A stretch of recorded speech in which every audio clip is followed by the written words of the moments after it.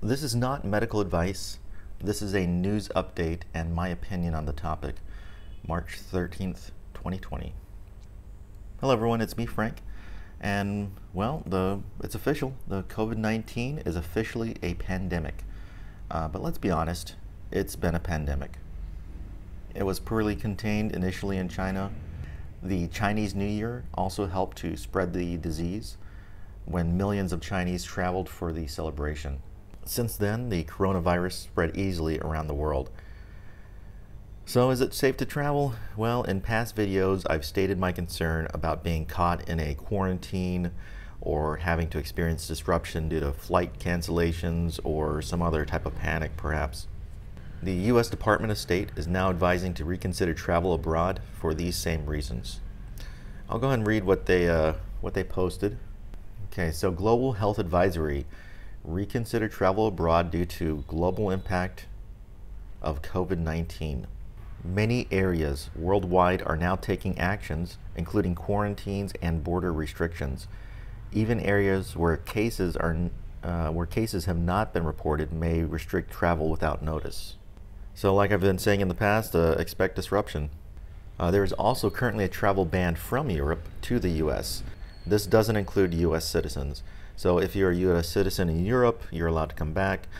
But if you're a European and have planned a trip to the USA, it looks like the decision has been made for you, with the exception of UK citizens, at least for the next month. So in my first video, I said my biggest concern was not necessarily contracting the virus, but rather being caught in a panic. So apparently the panic has involved panic buying, and most iconically, toilet paper. Personally, if I see a supermarket being swarmed with people, I would avoid it. As Douglas Adams, author of The Hitchhiker's Guide to the Galaxy, wrote, "Don't panic." I just think it might be ironic if someone in a panic went to a supermarket to stock up and, stock up on toilet paper, I guess, and from the crowd of other panicked people contracted the coronavirus. Okay, so speaking of toilet paper, on a side note, again, I'm currently in Southeast Asia. I'm in Vietnam right now, but I think the U.S. should start looking into like a bidet system. I like the system here in Vietnam and in Thailand. It's just basically a sprayer head attached to to flexible tubing that just pipes in from the toilet's fresh water supply.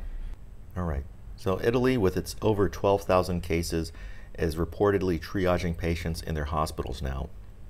In my February 9th video about the coronavirus, I explained how hospitals would have to triage if their healthcare system was overwhelmed.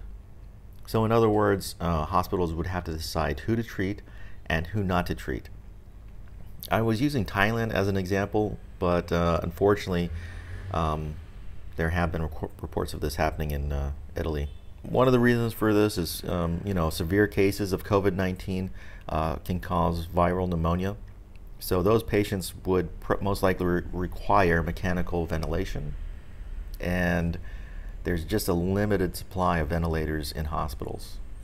So something I didn't put much thought into about the coronavirus, which Italy is teaching us, is that if a hospital is overwhelmed with the disease, staff will most likely contract it.